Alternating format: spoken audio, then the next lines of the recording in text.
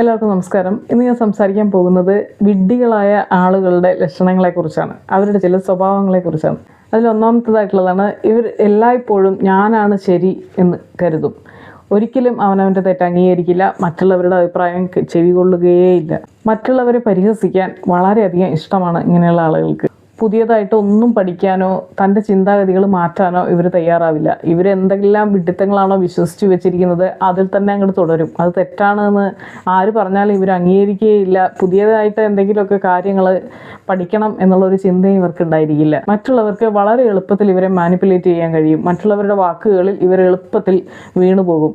അതുപോലെ തന്നെ ഇവരെന്തിനെങ്കിലുമൊക്കെ അടിമയായിരിക്കും. പുകവലി, മദ്യപാനം, ഫോൺ അങ്ങനെ എന്തിനെങ്കിലുമൊക്കെ അടിമയായിരിക്കും ഇങ്ങനെയുള്ള ആളുകൾ. സ്വന്തം പ്രശ്നങ്ങൾക്ക് ഇവരെപ്പോഴും മറ്റുള്ളവരെ കുറ്റപ്പെടുത്തും.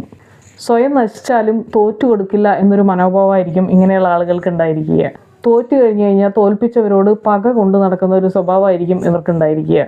മടിയും അച്ചടക്കമില്ലായ്മയൊക്കെ ഒരു അലങ്കാരമായിട്ട് കൊണ്ടു നടക്കുന്ന ആളുകളായിരിക്കും ഇവർ. ചെറിയ കാര്യങ്ങൾക്ക് പോലും ദേഷ്യം വരും, പൊട്ടിത്തെറിക്കും. ചെറിയ വിമർശനം പോലും ഏറ്റെടുക്കാൻ ഇവർ തയ്യാറാവുകയില്ല.